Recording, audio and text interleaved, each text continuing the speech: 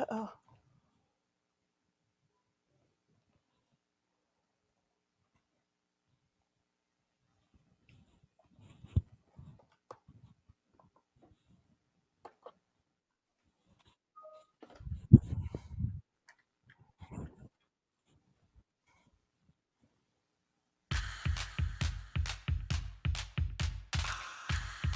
All right, everybody. Good evening. A happy, what day is it? Wednesday? Wednesday. I like that. Monday. There we go.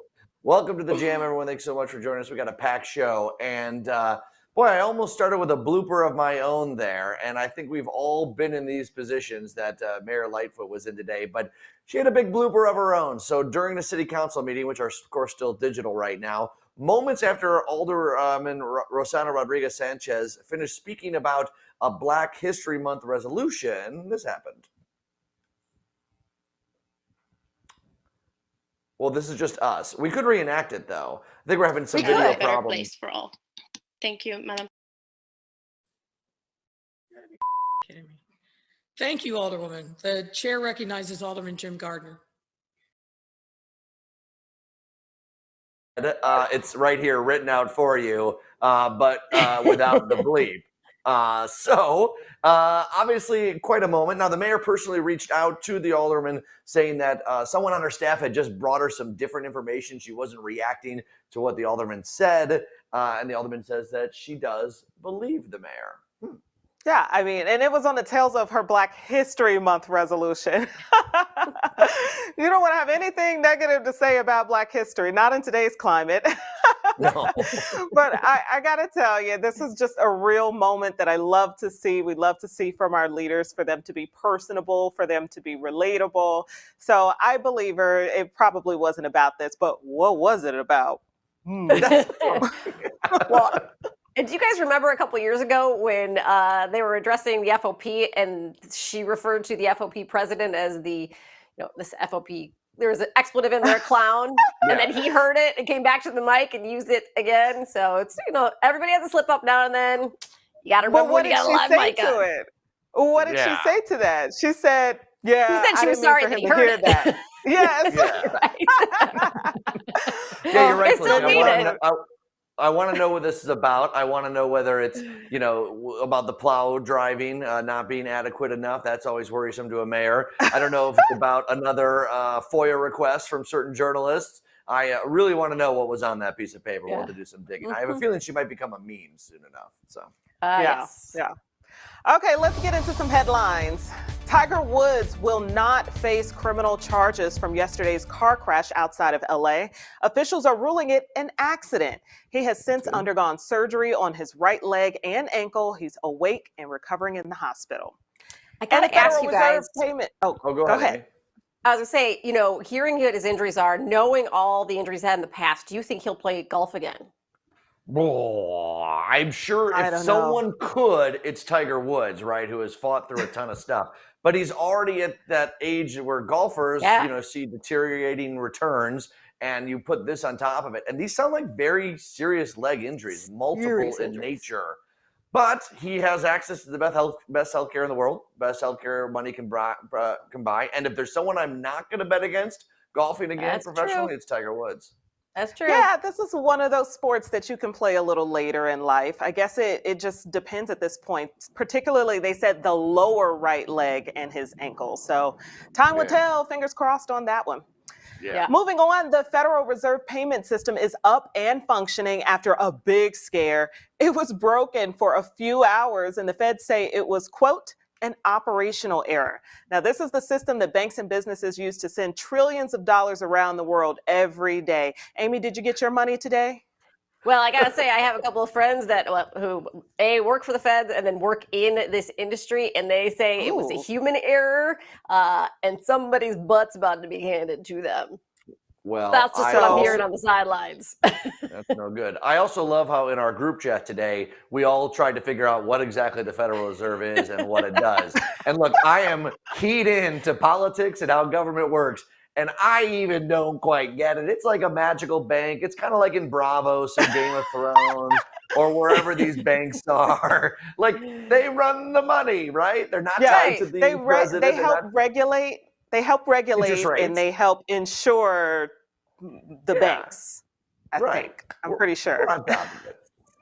Well, we also learned two things here that, yes, Amy did get her trillion today, and she has friends in high places, so that's why she got it. Yeah. Moving on. Yeah. The LGBTQ plus community is boasting larger numbers. A new Gallup poll says 5.6% of American adults identify as lesbian, gay, bisexual, or transgender. And no big shock here, younger generations are more likely to identify than Americans born before 1965. They were saying that the older generations, it's like less than 2% have like identified in this category. So. All right. I think anyone asking you that question 30, 40, 50 years ago, I don't care if it's anonymous, that's a scary thing to answer for a lot of people. So I think there were always X amount of LGBT people, but they weren't comfortable coming out even to anonymous poll workers. Maybe they didn't quite. I think we've gotten a lot of education about especially transgender people lately, and people might be able to be more comfortable in their own skin or what they need to do.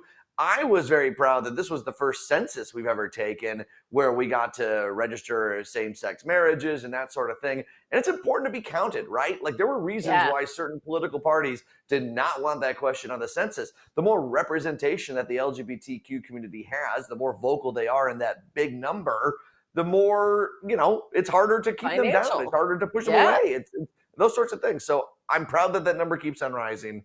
Let's get it to 10. Come on, people. Yes, they are Americans. They should be counted like everybody else. Who else I got to recruit? Come on. Okay.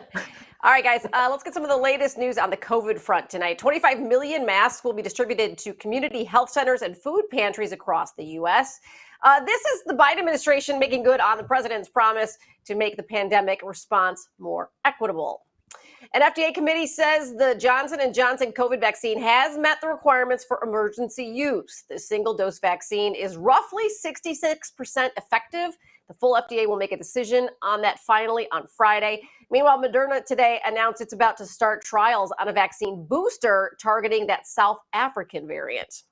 And in anticipation of a summer travel surge, the TSA is looking to hire 6,000 security officers at more than 400 airports across the country. Officials say with the vaccine rollout, travel has slowly started rebounding. Although they will say it's going to be a number of years before it gets back to pre-2019 levels. Yeah, but maybe some more people have some jobs too. Yeah. I just wouldn't be surprised if travel levels, they see a big boom. And I mean, there's going to be pent up energy of people wanting to go places. I get that people will be more reserved, but I think like by 2022, everyone's going to be buying a ticket somewhere. As for the vaccines, I'm so glad Johnson & Johnson looks like it's going forward, getting approved over the weekend. One shot, that's great. Maybe there's some more down the pipeline. At what point do we get like the knockoff brand, like the President's Choice or like Kirkland's Best? Like, it's just a different label.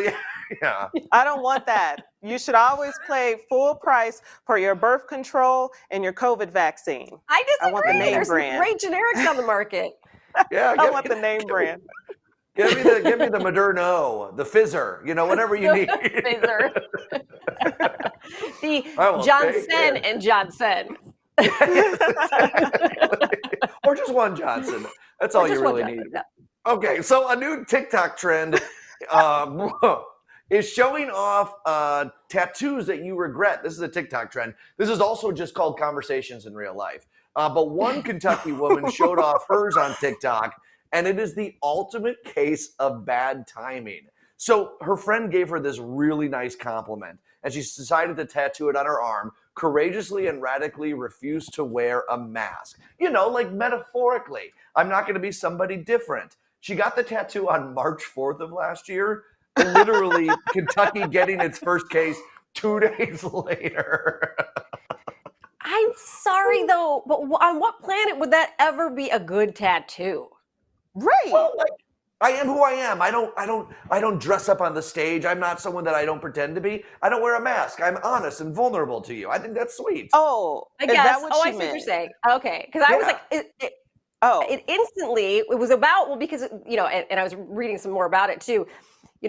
She was not going to wear a mask, and this is like before they were even mandated or anything like that, because she was going to be able to stand up and be an original, but it also tied to the pandemic in the beginning, even when she decided to get this tattoo. So that's why I was like, I don't think this was ever going to be a good tattoo.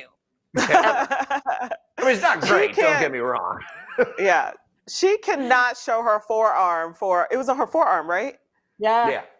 She cannot show that for another 3 years at least. Like, give it 3 years. It's a sensitive topic. Maybe at CPAC this weekend, she'd get a lot of rave reviews for that. No, it reminds me of like naming the Titanic unsinkable. Like, I think like that was a big mistake going into that. Right. It's like someone tattooing on the Donner Party, like ultimate vegetarian before they leave on that trip. Like, vegan only. Hey, here's the thing. It's not the best tattoo, but I think we can all agree it's not the worst tattoo. No, it's not the worst. No. Not in the worst If she would have place, gotten it on her face across where your mask goes, that would have made it epic. Yeah. What did we drink before the show tonight? We are giggling. Let's get to this commercial break. I did have coffee today. I had coffee. Yeah, there you go. Before the show. Really? Amy doesn't usually have the coffee right before the show. I can tell. I don't, but I'm going to stay up a little later tonight. I already know that, and so I was feeling a little sluggish. I'm like, you know what? Shot of Joe didn't hurt. Pause. Stay up a little later and do what? Oh, we have talks we have to do. School talks, money talks. Okay. We have to plan these things because I go to bed at like 8:00 after the babies do. So literally, we have to like put them on the calendar.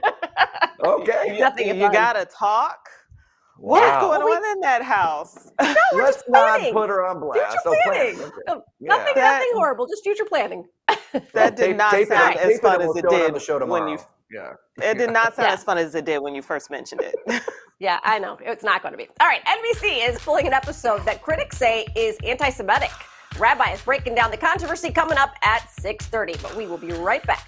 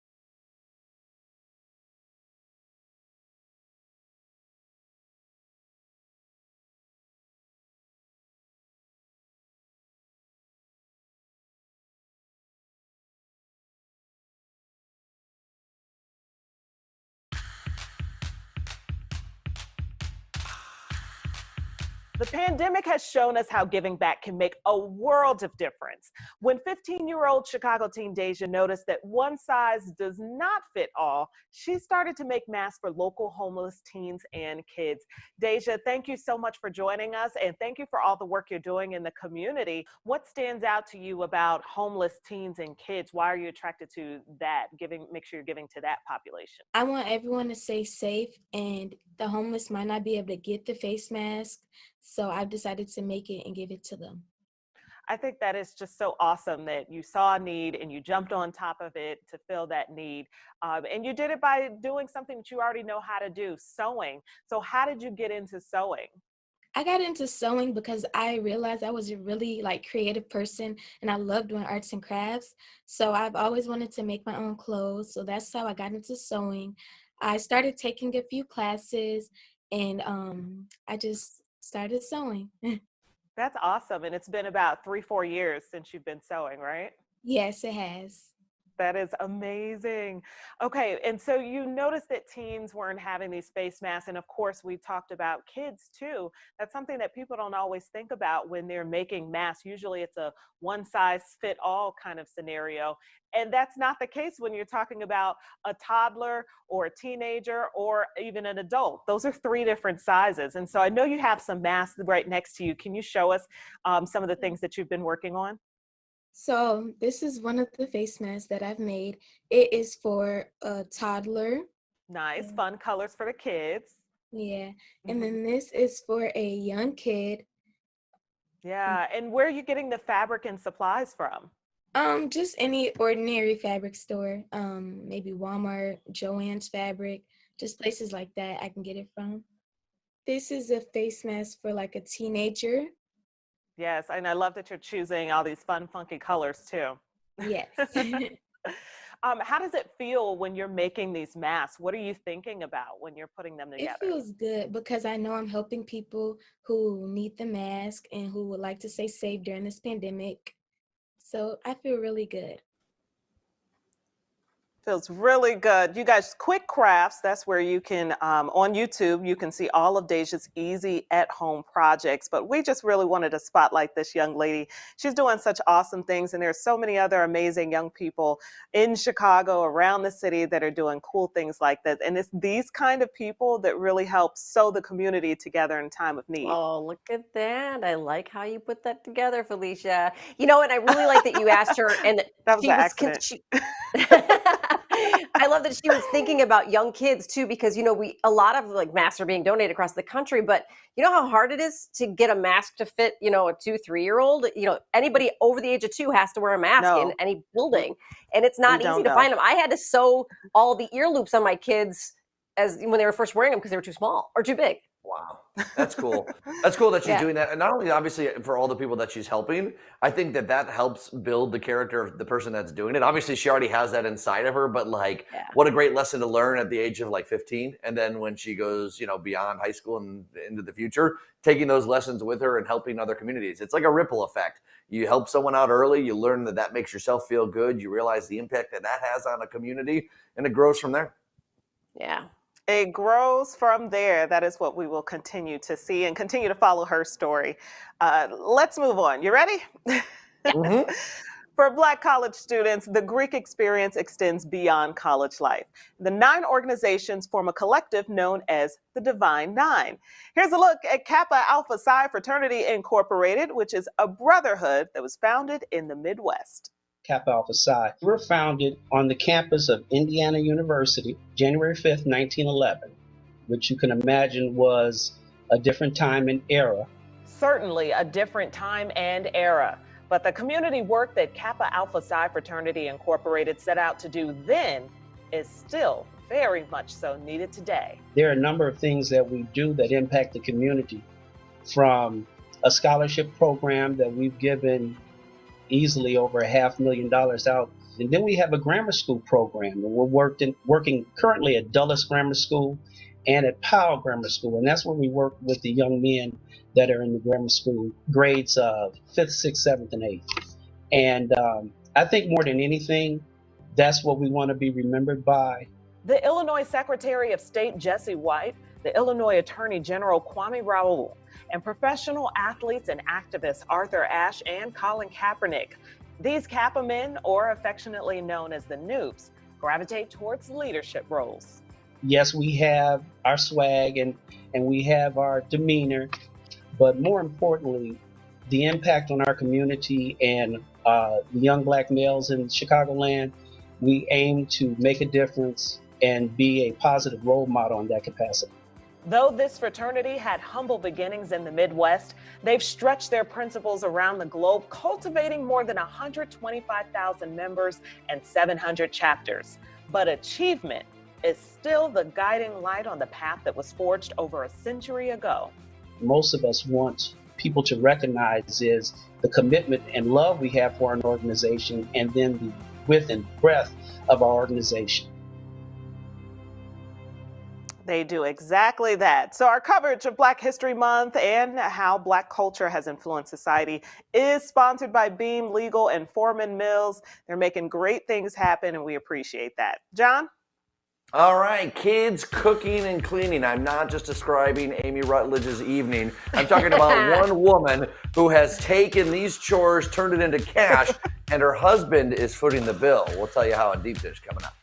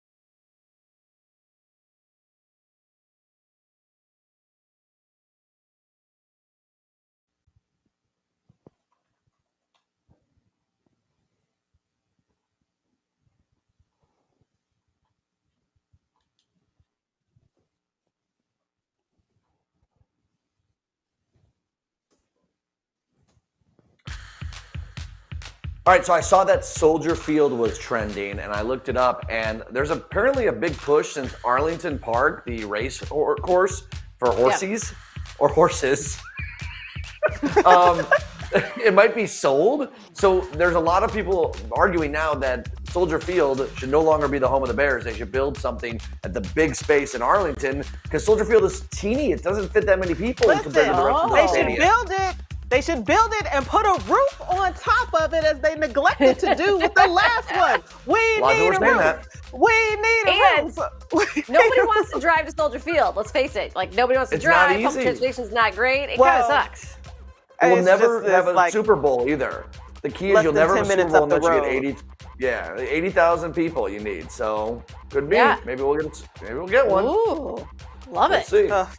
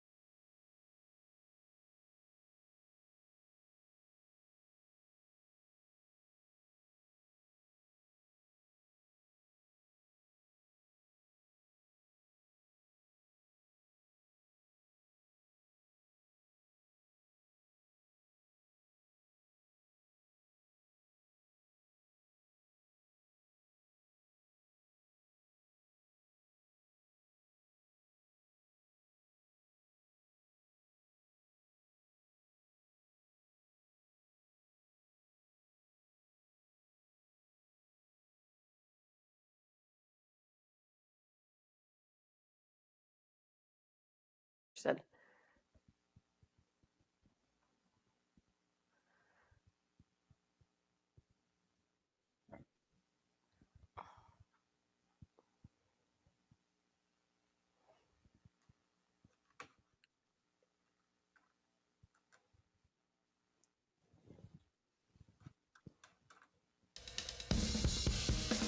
All right, time for a little deep dish. A Chinese woman was granted a first of its kind compensation in her divorce hearing.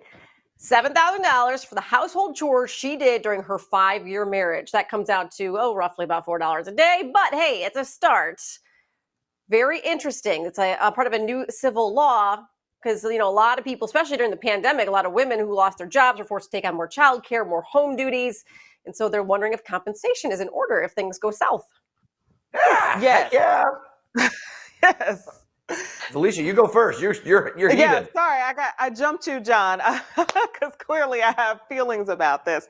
1,000% it should be. But are you saying $4 a day in relation to how much was the husband making? I know we probably don't have all this information. We don't have that information. Yeah. That is just not enough. $4 a day? No. Well, they split their assets first. This was in addition to the asset split, like a typical divorce.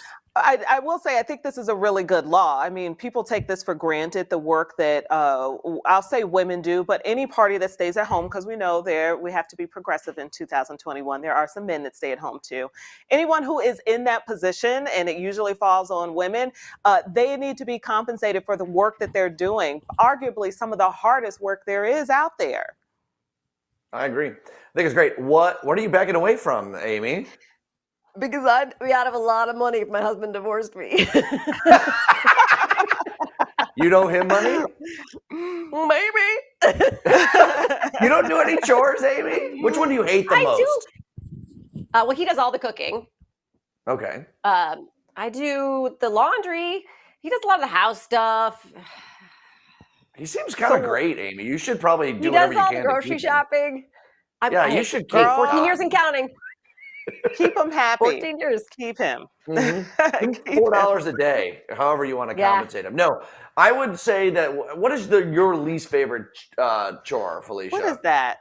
Hold on. The laundry. Okay, I'm about to do the math on $4 a day. Okay. $4 times 365 times 14.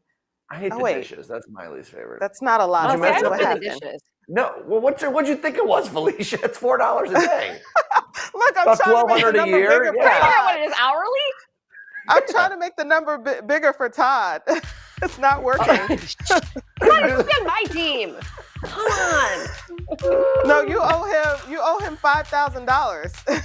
Okay. We've been married a lot longer than they were, by the way. Oh no, you owe him $20,000.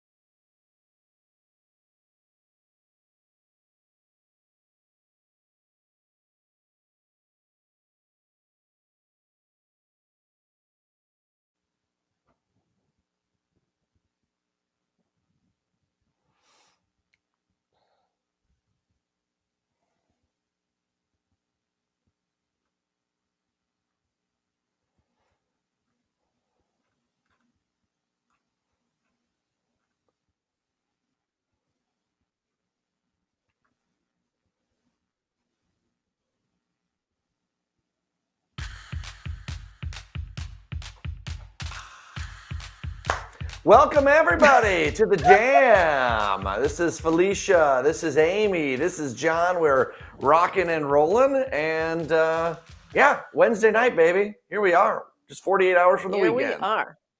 Here we are. Right. That's all we have to say.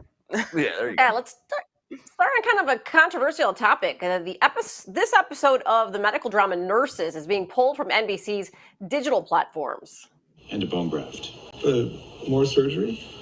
The graft, where does it come from? It's called an allo bone graft. It's harvested from a deceased donor. So you want to put a dead leg inside of me? Dead Goyim leg. From anyone. An Arab? A woman? Oh, God forbid an Arab woman.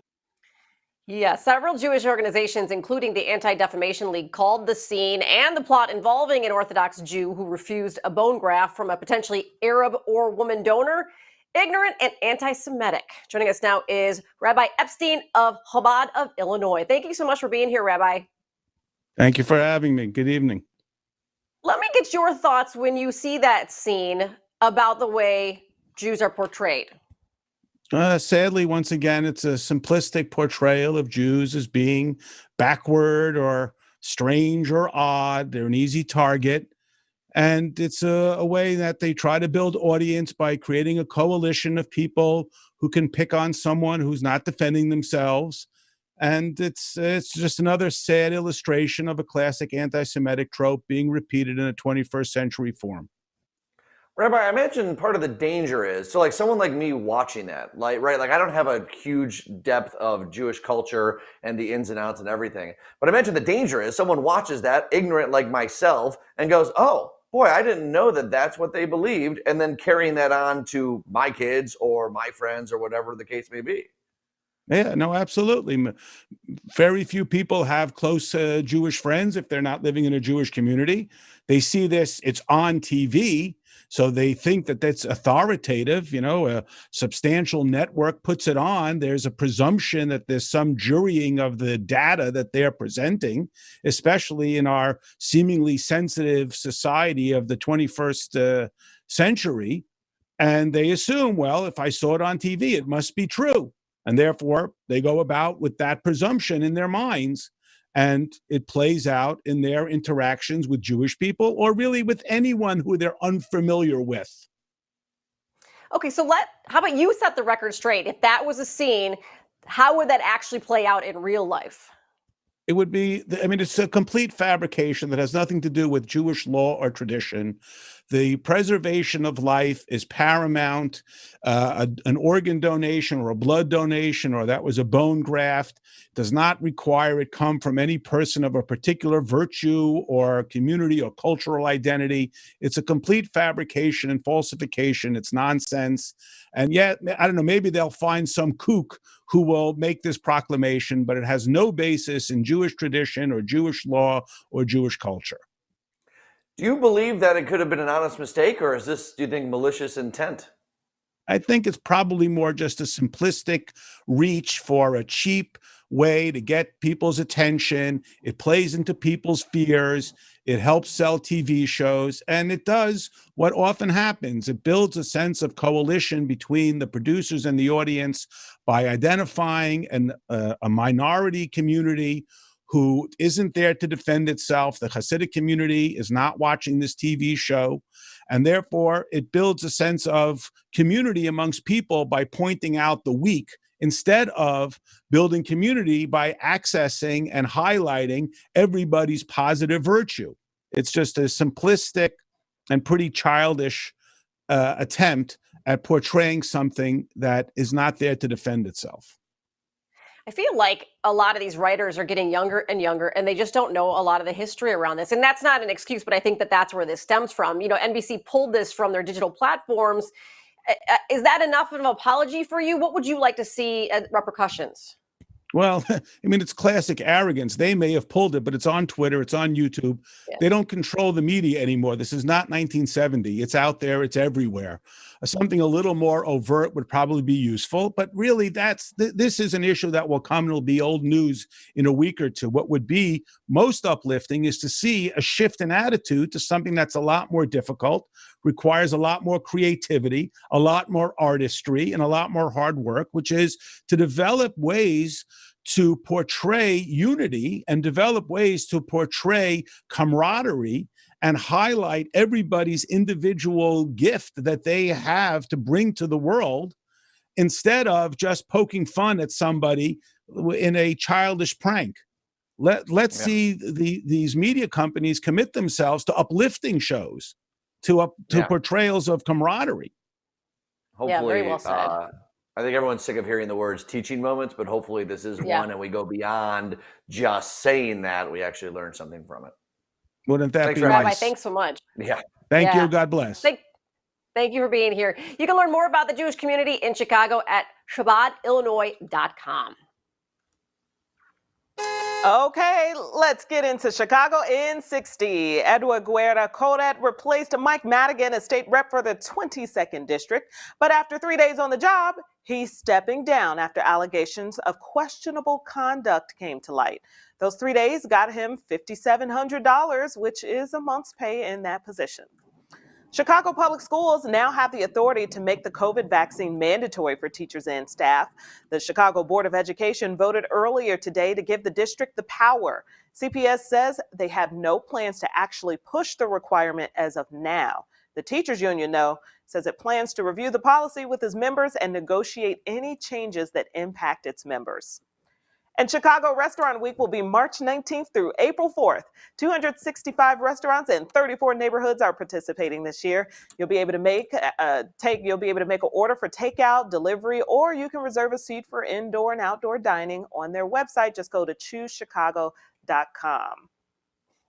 All right. Well, I know a lot of folks are having trouble sleeping during this pandemic with all the stress. Maybe wondering, why can't I sleep more like a baby? Although, Amy, I gotta ask, babies don't sleep very well, right? Like, why is that a saying? I don't never get it. Whoa. It's like Once- sound asleep. sleep train- Once they get asleep. They sleep for once you get them to sleep, they sleep for 12 hours. It's amazing. You just got to get them there. Oh, okay. I got a lot. Some to learn babies sleep before I well, become a parent. but anyways. that's the thing with babies is that you gotta, like she said, you have to get them there. So this is what this article talks about. Get me there. Right? Yeah. One reporter was like, "Look, I'm going to try and talk to a pediatric doctor and talk about how they actually fall asleep." So this reporter went through all the things. She swaddled herself in weighted blankets. She slept on her belly. And she used white noise. I think these are all pretty typical techniques. She did not go as far as getting an adult pacifier. And, you got a timeout, Amy. I just want to clarify, because I read this article too, and I was very mom syndrome. Little babies are not supposed to be put to sleep on their side or their bellies. They're supposed to sleep on their backs. That's why you swaddle them so they can't flip over because of SIDS. So I just got to put that out there. Caveat, go on. Yeah. No, that's all I got. That's crazy. But I guess what I'm saying is, would you ever, here's what I think they need to invent. I think the rocking motion really helps. What about an adult rocker? I think we need some adult rockers. I agree. 100%. Yeah. Yes. Go ahead, Amy. I was saying, I have the weighted blanket. I have my fan going. Yeah. You're basically sleeping like a baby. Yeah, that's what my kids sleep too. We have noise sound machine. Yeah. Mm-hmm. I have all those things too. My I bottle's actually got have a the lot weighted more blanket juice in too. it. Yeah. I have something embarrassing to admit, but it's not about me. It's about the person in the other room who I know won't be happy for. But every now and then, when he takes a nap or something like that, he's like, fold me in like a burrito or a mermaid, and I will just tuck in. I love it.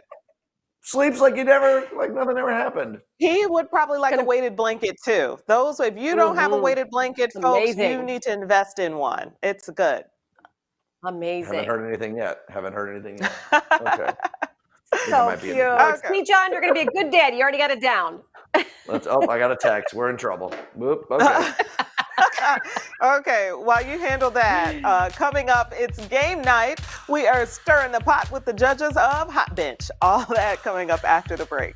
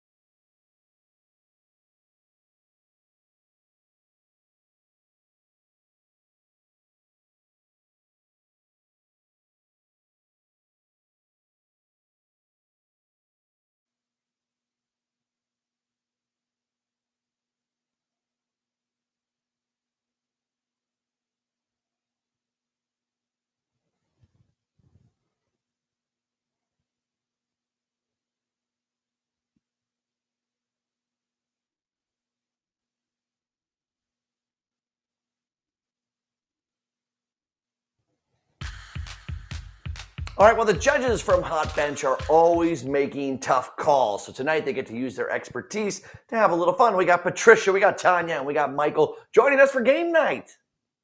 So what we're going to do is called Make Your Case. You see what we did there with the, yeah, okay. And I'm going to give each of you a question, and then you're going to kind of argue your side of it, what you feel like, okay? And I'm going to start with Michael here. All right. If you're in a dire situation, not really all that dire, let's say you're in a pickle, is it okay to share a toothbrush with the one you love? Michael, sharing a toothbrush, yay or nay? Absolutely. I mean, if you're going to kiss the one you love, if you're going to hug the one you love, you can certainly share a toothbrush with the one you love. You can share, in the old days as kids, we had a Coke bottle, you know, and your buddy would go, give me a sip. And you'd give him the Coke bottle, and he would take the same Coke bottle that you just drunk out of. So yes, absolutely, sharing toothbrushes are important. Matter of fact, they're very intimate, and I think it's really an expression of How you're trying to say that's how you start the night sometimes? Ooh, I used your toothbrush, honey. Look at that. A little different to kiss, but when you're scrubbing bacteria off your teeth and your gums, I'm not so sure you want to take that same bacteria and stick it in your mouth. You want to take a sip of Coke from me? That's different. The preface to the question, as I understood it, was in a dire situation. In a pickle, yeah. If push comes to shove, then I got no problem sharing a toothbrush with somebody who, like, I'm sharing a life with. True. So we have a verdict, Tanya. Yeah, you win, Michael. We have a verdict. Yeah, there you go. Understand. I'm with Patricia, though, but I'm not a judge. Okay, Tanya, the person who takes out the garbage and walks it to the dumpster or wherever they're going, are they the person that should replace the bag? Or since one person took it all the way, the other person should be putting the bag in? That's a good one. Who gets up in the garbage and takes out the bag and then takes it out? Since you're already there up in the garbage, it makes sense to replace the bag. So the person who replaces, who takes it out, should replace the bag. However, in cases of a lapse, it's not it's not a hill to die on, because at least you didn't have to take it out. I'm not the one that takes the garbage out. So I agree with Tanya. Well argued. I think it's a reasonably Patricia, you good good on conclusion. I think if it's an exclusive task to one person, then I think the other person should put the bag in. I think if you're sharing the responsibility of taking the bag out, then I think then you should be the one to replace it yourself. So I'm somewhere and split on this decision. And I certainly think there's precedent of sharing toothbrushes. It's very important. You're going to share a toothbrush, you might as well take the bag out. I want all three of you on my legal team, because you're attacking this John, at every if the angle. toothbrush falls in the garbage, then you're putting it out. So you scare it or not. Well, you use it if it fell in the garbage. That's as good a time as ever to wrap this on up. Guys, you're so much fun. Thank you for playing along with it. We really appreciate it. Great game, by the way. And you can watch Hot Bench weekdays at 8 and 8:30 on CW26. Amy. All right, guys, there are some stories that make you just want to say, what? Well, this story is one of them, and it's the definition of loyalty. A woman in Northwest Indiana helped her boyfriend set fire to his ex's house, and they didn't really try to hide it even. A witness overheard them talking about the fire later that day, and the woman said, quote, "I told you I was your ride or die." Say what? How far will you guys go for your ride or die? Miss Felicia, you first. Say what? Okay, I might be riding, but I'm for sure not dying. No, this went too far. You cannot catch a case over a man, honey. Don't do it. Let him go. Let him do whatever he's going to do. Let him do that. Don't get yourself involved. Look, right. The phrase is ride or die. Okay, right. That is like legally binding, right? If you're going in on this thing and you're in this relationship, you're going all the way. There are very, very few things I wouldn't ride or die with Enrique on, you know, pending one or two things. But like, you got to go. You got to commit yourself to it. I applaud the commitment. We live in a world right now that's so fleeting. Everyone's swiping left, swiping right, finding the new person in their life as quick as they can. Don't you value this level of commitment, not only to each other, but to the relationship as a whole? Well, Here, and John, I like everything you're saying, and I don't disagree with that. I just think I chose wisely in my partnership, so my ride or die is probably at a lot lower level than that. I don't think he's ever going to ask me to set fire to somebody's house. That's right. Yeah, hopefully, right? You never know, Amy. Choose You never wisely. know. I will say, with the when I think of this, I immediately think of the last scene in Thelma and Louise. Yes, me too. Yeah. Movie, and I'm like, whew, that's far. That is far. They were desperate. Also, would you guys ever do this for a friend? Well, that was my next question. Would you consider your significant other your ride or die, or is it a best friend or a sibling that's actually like your true ride or die? Could be all of them. Could be all of them. Yeah. Felicia, what's the most illegal thing you've ever done for Teddy? Wait a minute. Because I know there's a lot. Also, do you feel like that's going to be answered on this show?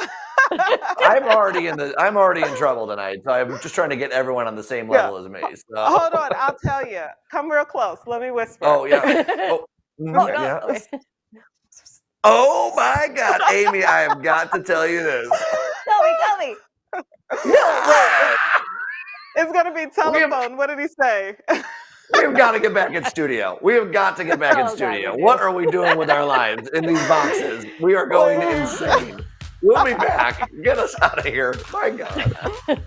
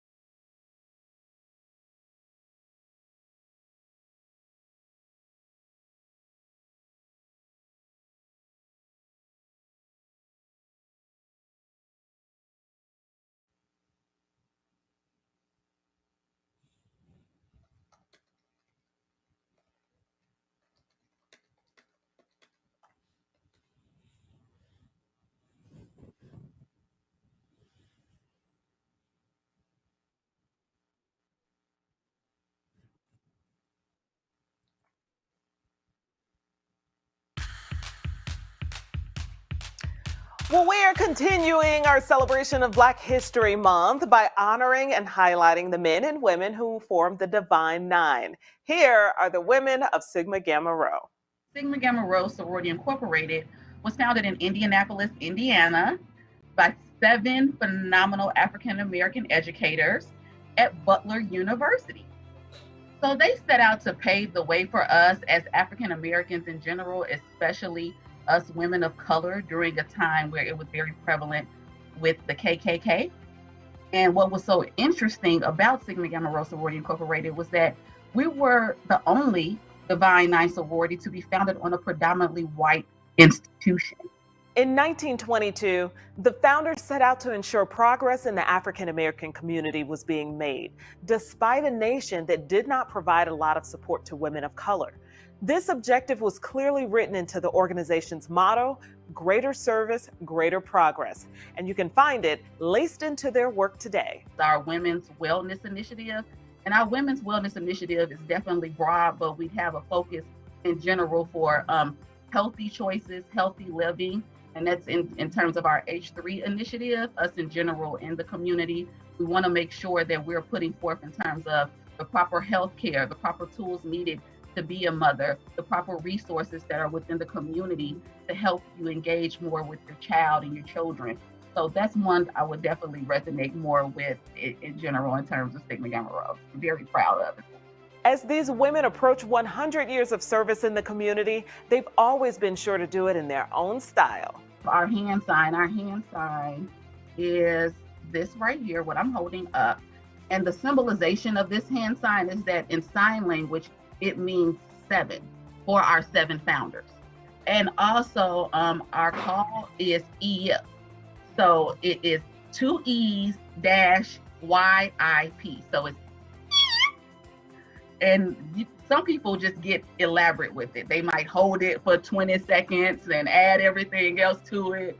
They stand up, it's the pride thing. Hattie McDaniel, the first African-American woman to win an Oscar, is a trailblazing member of Sigma Gamma Rho.